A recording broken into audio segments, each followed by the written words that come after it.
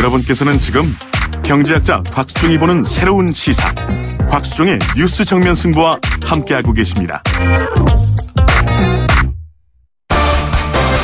정면 승부, 팩트 진검 승부, 트루맨. 네, 팩트 진검 승부 트루맨 진행하고 있습니다. 시사인 고재열 기자, 팩트체크 전문미디어 뉴스톱의 김준일 팩트체크와 함께하고 있는데요. 청취자 여러분들께서 문자를 보내주신 걸 몇 개 제가 간단히 소개시켜드릴까 합니다. 4051번님, 피할 줄 알았다? 이것은 안일함의 극치인 것 같습니다. 라고 하셨고요. 4867번님, 지금 이 사안으로 여러분들이 설왕설래가 많이 있는 것 같습니다. 앞으로 개선해야 될 사항에 좀 더 많은 이야기가 있었으면 어떨까요? 라고 말씀을 주셨는데, 그런 식으로 한번 이야기를 나눠보죠, 제가 보니까 이번에 충돌 사고를 보면 우리 고재열 기자와 김준일 팩트체크가 말씀을 해 주셨는데, 구명조끼를 사실 이렇습니다. 물론 착용을 하고 선상 밖에서, 그러니까 갑판 위에서 착용을 해야 되지만 이제 새벽 6시 출발하니까 자는 사람들이 계실 거 아니에요. 그러니까 보통 우리가 생각할 때는 추워서 네. 입은 채로 안에 들어가서 있는 것이 덜 춥지 않을까 해서 들어갔는데 이 받칠 충돌이 일어날 거라고는 아무 대책은 안 있을 거 아니겠습니까? 그죠?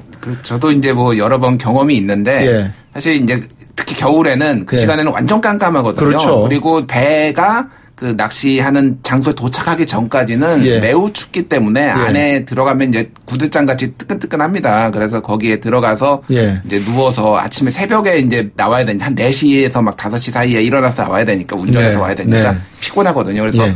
구명조끼 입고 잡니다. 대부분. 예. 네. 그게 그래서 참 이게 사실은 누가 알았겠습니까? 그 상황에 대해서. 그래서 예. 그럼 사실 입지 말고 고재열 기자가 정확하게 지적은 했지만은 예. 그게 평소에 그렇게 훈련이 돼 있는 것도 아니고 너무 이제 창졸간에 이렇게 사고를 당한 거라서 좀 네. 안타까운 상황입니다. 그리고 지금 우리가 낚시 인구가 많이 늘고 있고요. 한 700만 정도 된다고 들었습니다. 그리고 낚시를 하시는 분들은 이제 특성이 이렇게 하다 보면은 이 배낚시로 가게 되거든요. 바다 낚시로. 왜냐하면 더 손맛을 볼 수 있으니까. 그래서 갯바위보다 이제 더 계속 나가게 되는데 또 어민들 같은 경우는 어떤 측면이 있냐면요. 어족 자원이 고갈되면서 이렇게 어선으로만 써서는 수지가 잘 안 맞는 거예요. 그래서 이런 비수기 때 낚싯배로 해가지고 그래서 어떤 좀 수지를 맞출 수 있는 부분이 있는데 네. 좀 또 딜레마는 이제 어족 자원이 고갈되면서 또 하나 눈을 돌리는 게 양식이지 않습니까? 예. 그러니까 양식장들은 되게 많아지고 있어요. 그런데 예.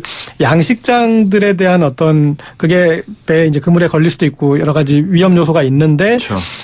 그 양식장 지도가 이제 정확히 파악되는 것도 아니고 그러다 보니까 그렇게 이제 실어 나르는 배들은 또 늘어나는데 어떻게 보면 부비트랩이라고 할 수 있는 이제 그런 양식장이나 그런 것도 늘고 있어서 네. 그래서 정확하게 룰에 따라서 해야 되는 이제 그런 스포츠 레포츠가 됐는데 지금 이제 방향을 그렇게 가고 있었거든요. 그래서 네. 아주 까다로운 규정들을 해서 네. 승선 인원에 대한 거, 구명조끼에 대한 것, 또 음주를 못하게 하는 거나 네. 그리고 주요 항구로 간다면 이제 그런 것들이 다 파악되거든요. 그게 네. 이제 가고 있었는데 좀 이번 사고가 났는데 조금 더 얘기를 거시적으로 확대하면은 네. 이 우리나라 이게 해운과 이런 부분이 너무 후진적인 상태에 있어서 계속 발전을 못하는 것 같아요. 그러니까 해양이 좀 이 굴기를 해야지 거기에 대해서 투자할 수 있는 여력도 생기는 거 아니겠습니까? 지금 네.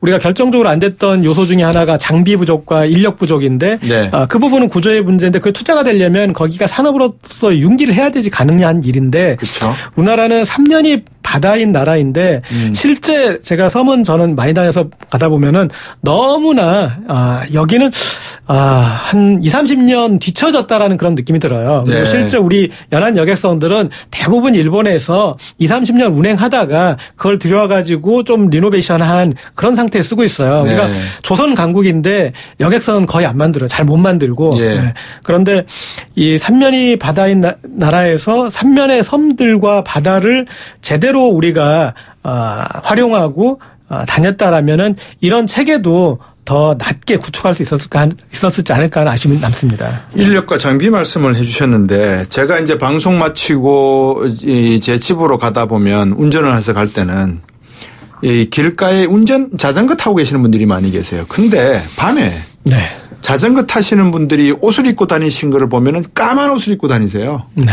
헬멧도 안 쓰시고. 예. 그러니까는 팔이나 팔뚝이나 어떤 자전거라든지 사람의 표식이 있는 어떤 하나의 뭐라 그럴까요? 그런 내용들을 갖춘 분들이 안 계시고 연세가 있으신 분들이거나 젊은 여성분들이 보면 까만 옷에 까만 바지를 입고 뭐 완전히 앞면을 다 가린 채로 자전거를 밤에 이게 참 위험하다라는 생각이 들거든요. 우리 스스로도 한번 이 안전에 대해서 한번 체크를 해봐야 될 것 같고 우리 고재일 기자께서 말씀하신 인력과 장비 면에서 좀 김준일 팩트체크 하시고 싶은 말씀 없으세요? 일단 뭐 좀 좋은 말씀을 하셨고요. 그 안전에 대해 그러니까 비용 절감이라는 측면에서 모든 거를 이제 사고를 하다 보니 네. 이제 당장의 눈에 보이지 않는 것에 대한 투자들 이런 것들이 굉장히 좀 부족한 건 사실이고요. 예. 가장 그래서 쉽게 이제 예산 절감을 하는 부분이 안전 부분이거든요. 예. 왜냐면은 뭐 당장 티가 안 나니까요. 그렇죠. 그래서 뭐 지하철이라든지 아니면은 뭐 KTX 뭐 선로 유지 보수 뭐 이런 것들이 다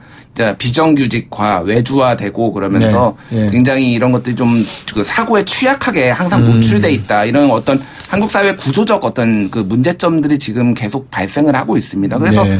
아까 말씀드렸지만은 그 배가 출동을 못한 게 민간하고 같이 있는 건데 예. 그거를 따로 이제 시설을 만들어서 이 배가 출동할 수 있게 하려면은 또 따로 이제 뭐 비용을 들여야 되잖아요. 그런 것들을 다 비용으로 생각을 해버리면은 그 안전 시스템이 갖춰지지 않는 거죠. 그러니까 따로 그 소방차가 따로 이렇게 두듯이 그 배도 그렇게 두는 게 맞지 않겠습니까? 네. 그러니까 너무 이제 좀 한국 사회가 너무 그 급속하게 이제 자본주의화 되면서 네. 굉장히 그 좀 돈에 대한 어떤 브레이크 없는 그 기차처럼 좀 이렇게 돈을 향해서 너무 나아가고 있으면서 등한시하는 게 너무 많지 않나 지금 그렇게 보여집니다. 돈만 쫓지 거기에 부수적으로 따라가야 될 여러 가지 안전 문제라든지 이런 문제는 등한시한다는 말씀 같은데요.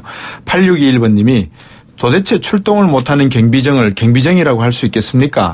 그런 것은 상부기관에서 점검하지 않습니까? 그렇다면 상부기관의 직무유기가 안 되나요? 라고 하셨는데 해양경찰청 세월호 사태 이후에도 나름대로는 여러 가지 뭐 변화를 도모를 하고 있겠죠. 고생하시는 것도 있겠지만 지금 수중 수색 전문 구조대가 출동하기까지 늦장 출동했다는 거 아니겠습니까? 그죠? 그러다 보니까 20분이면 도착할 수 있는 거리를 1시간이 걸려서 이렇게 늦게 도착한 것을 보면 이게 골든타임을 놓쳤다 이런 비판적 지적도 있는 것 같아요.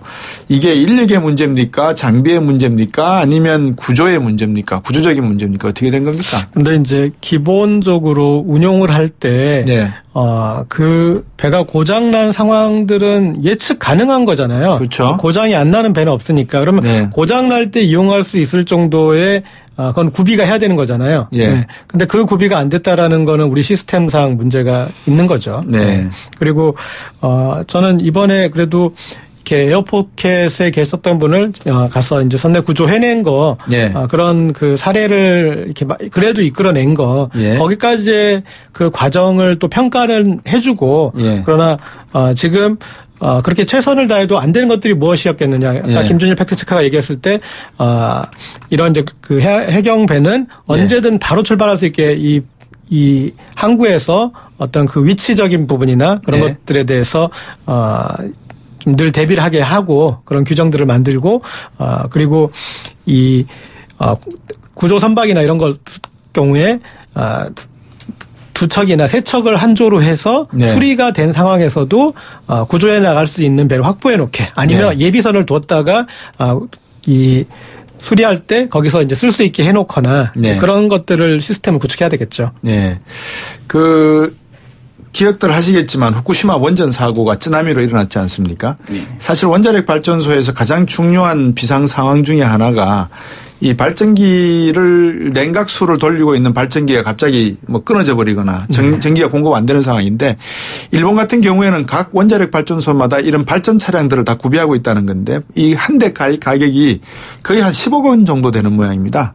근데 우리나라에는 지금 제가 알고 있기로는 한 대 내지 두 대만 있다는 걸로 제가 알고 있거든요. 그러니까 우리나라에 지금 곳곳에 만약에 사태가 발생하게 되면 이게 인재니 예산 부족이니 뭐 구조 시스템의 문제니 다 이런 것들이 불거져 나올 때가 한두 군데가 아니고 포항 지진만 놓고 봐도 액화 현상이 나오고 있잖아요.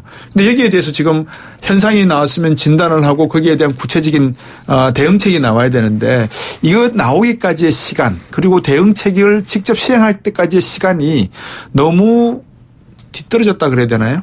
시적절하지 않은 것, 타이밍에 맞지 않는 것 같아요. 이거는 구조적인 문제 아니겠습니까?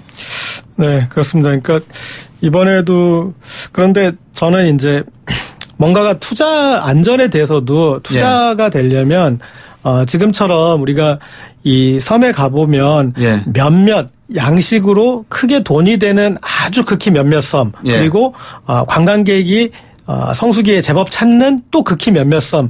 이 섬들을 제외하고는 정말 어르신 몇 분밖에 안 계세요. 그러다 보니까 그 섬들을 오가는 이런 여객선이나 이런 데도 투자가 이루어질 수가 없고 그러다 보니까 계속 낙후가 되고 낙후된 상태니까 도시에 있는 사람들이 섬에 가려고 해도 가보니까 그런 작은 배로 그렇게 낡은 배로 어떤 낭만도 생기지 않고 위험한 것 같아서 또 안 가다 보니까 악순환이 계속되고 있어요. 그런데 어쨌든 이 정부가 해운에 대한 어떤 공영제 이것에 대해서 이번 문재인 정부에서 좀 어느 정도 그걸 좀 진척을 시켜줬으면 좋겠어요. 왜냐하면 기존에 이제 어떤 해운회사들이 토호처럼 거기에 기득권을 가지고 있는 부분들을 어느 정도 건드려야 되다 보니까 이전 정부에서 못 고쳤는데 이 시스템을 잘 구축해 나가면 사람들이 많이 다니고 많이 다니면서 돈을 쓰면 거기에 대해서 어느 정도 활성화되면 거기에 대해서 안전도 그 뒤에 그렇게 사람들이 많이 가니까 많이 가는 곳에 더 안전하게 해야 되겠다면서 돈을 쓰지 않겠습니까?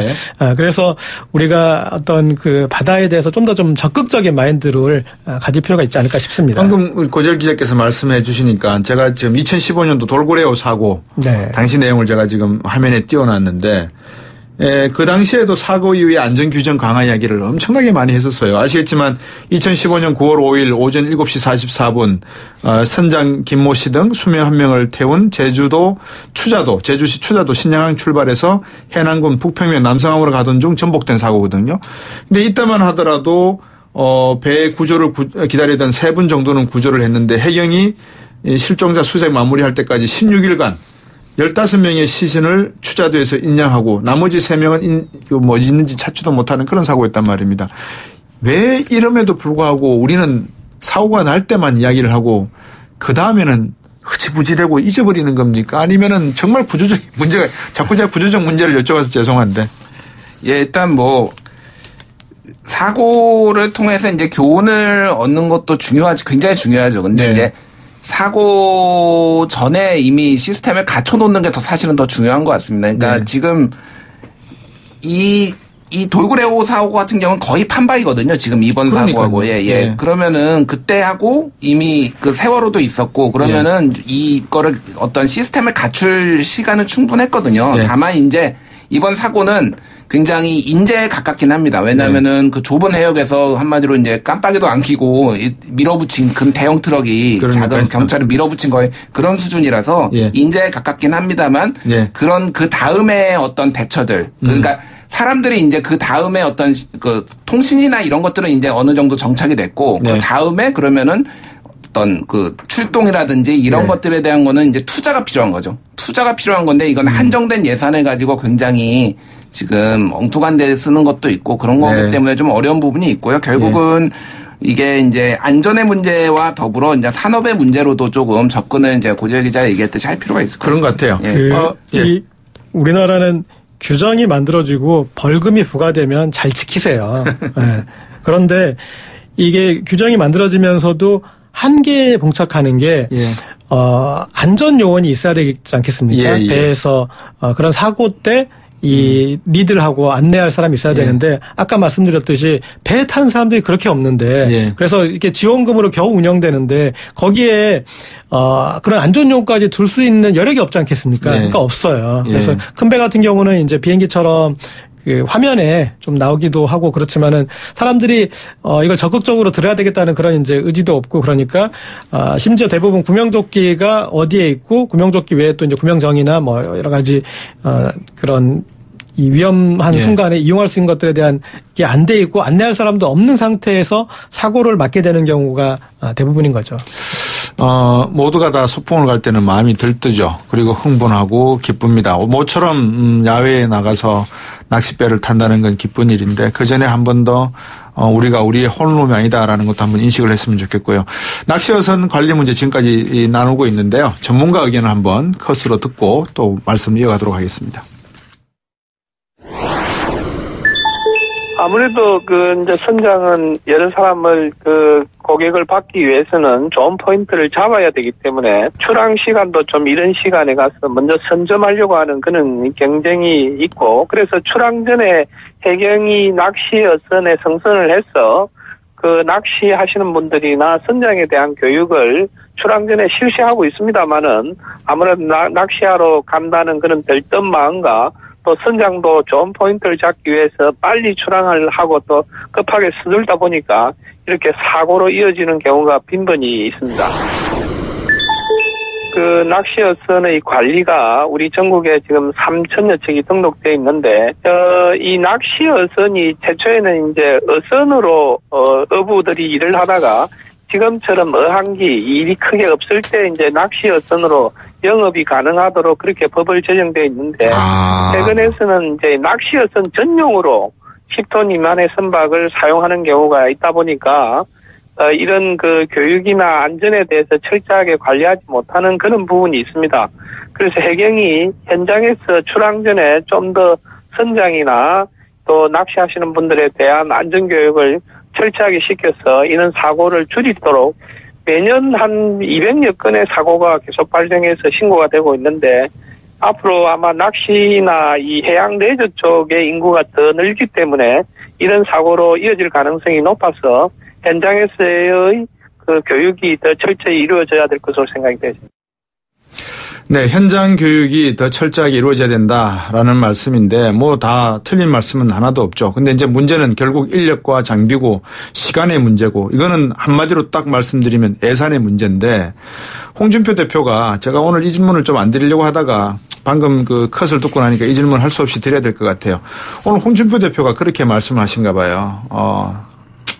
해상관제 시스템 문제로 인한 사고다, 이렇게 이야기하면서 해경의 VTS 해상교통관제센터 예산을 정부가 삭감했다, 이렇게 주장한 것 같은데, 고재열 기자, 팩트 체크 좀 해주세요. 사실이에요?